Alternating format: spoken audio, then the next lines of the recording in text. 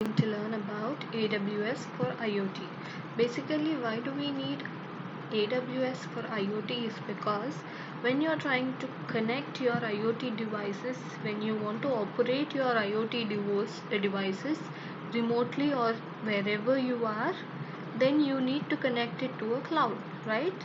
So that cloud platform is being provided by AWS for us.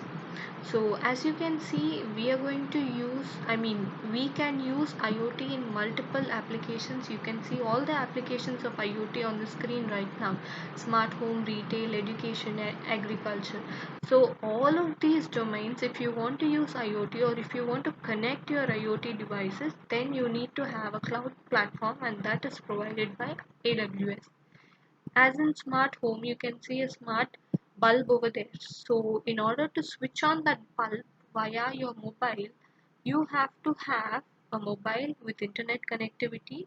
Once you give on command in your mobile, it has to go to the server which is present in the cloud, and in the cloud it will check what is the operation it has to perform, and then it will send the same information to the whatever electric bulb is there at your home, and that will make it switched on.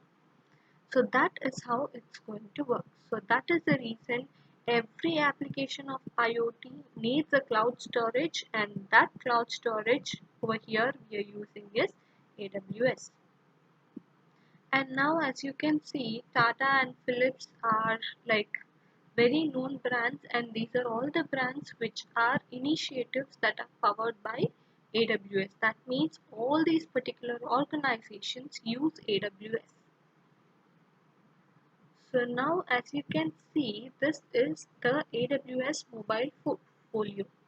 So in this, first of all, you have integrated SDK. SDK normally is, I can say it is a platform wherein you try to install a particular device, or I can say SDK is related to the standard development kit, which will help you to develop applications of sort of things.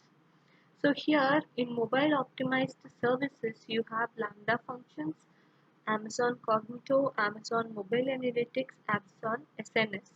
So here in this complete diagram, we are only bothered about Amazon SNS, which is there over here, and then Kinesis, DynamoDB, S3, SQS, SES. So all these terminologies are related to IoT, AWS in our syllabus. So we are going to talk about only those few. I'm just giving a brief introduction about why we use AWS actually. So what are the challenges while we are using Amazon services in IoT? The first thing is many SDK tools. That means there are multiple application development tools which are there. Out of those multiple application development tools, which one should we select, and which one is the best one to produce a good result? And second thing is variety of protocols. In our IoT from unit 1, if you see, there may be plenty and plenty of protocols which are there, right? So protocols are set of standards which any organization can start or initiate. So out of these many number of protocols, which one is the best protocol which I can apply in my domain? Next, scalability. Scalability is how relevant is my data. And the next one comes is security and management.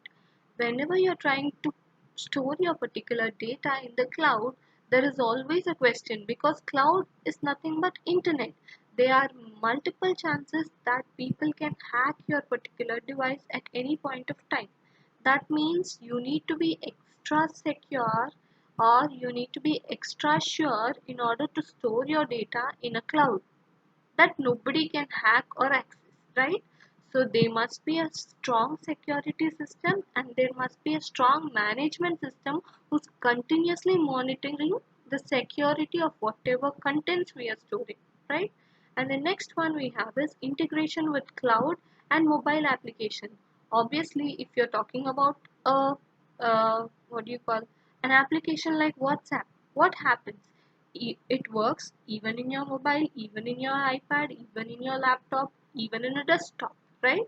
So that means whenever you're creating something, you should not be specific to only mobile or only desktop or only laptop.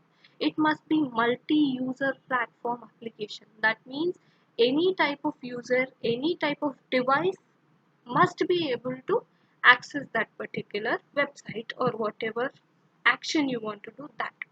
And the last one is people and culture. That specifically depends on what people want and what people are trying to use based on their culture. Okay.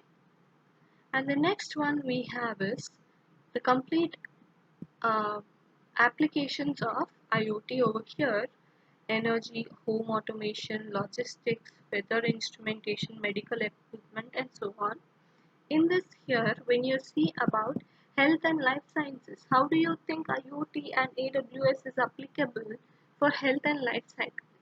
Is, for example, they are refrigerators which are there, which will automate the temperature of the refrigerator, because there are some medicines or vaccines or some organic elements which have to be stored in so and so temperature. That means every time it has to check the temperature of the refrigerator, and then it has to moderate the temperature between the specific limit. So maybe you can use your particular IoT over there, and then even you can use IoT for people, that is people who are patients who are there at hospitals or in home, because whenever a person is not well or whenever a person there is no signal from that particular person, immediately the signal is being sent to the concerned hospital so that the person, I mean ambulance, can come to the person's home and then they can take them. So it is like that. And what about a smart city? You can have smart parking spaces. That means instead of going and searching for each parking lot, where is it empty, you just have to go, you just have to have an application which is being developed by IoT, and then you can directly go park that particular vehicle and come back, right? So like that, there are multiple. And you know how is smart home used? Smart monitoring system or intrusion detection system, all of these come under that. What about retail? In retail, you can simply I can simply give an example of your Amazon shipment tracking. When you order something, you try to track your order, right? So when you're tracking your order, each time there is an update, each time your shipment reaches some new place, there is an update in your phone. How is that happening? The live tracking is happening via AWS. That means every time your shipment reaches or your package reaches a new place, every time it is getting updated in Amazon Web Services cloud storage. So that is the reason every time you're going to see a new one. And there are some other things like warehouse restocking process and all. What does this mean is, normally when you're talking about Amazon only, Amazon is not just a small company, right? There are multiple products which Amazon is selling, A to Z products, right? So that means when you are having Amazon warehouse, what do you do? If I want to buy, maybe I want to buy a phone, right? A mobile phone. What happens then? It has to search where is that particular mobile phone located in the warehouse, which particular rack. Everything is being tracked via Amazon. Okay, now whenever you're using Amazon website also, you might have seen that sometimes if there is out of stock, that means if there is no stock, first of all, if they are very limited, when you're trying to order it, it will just give you a pop-up saying, let me check the stock room, something like that. That means immediately it is going to check through the warehouse shelves whether that particular product is present in that shelf or not. If it is not present in the database, in the shelf, then immediately it will say sorry, out of stock, right? So that is what happens in retail. So the next one is design tenets of AWS for IoT service. First thing what you can say is flexible. That means you can use this is called as very flexible because you can use it on any platform, either Windows, either uh, Linux or Unix or whatever operating system, it will work. There is no specified you call specifications of a system or something, or system specifications in order to use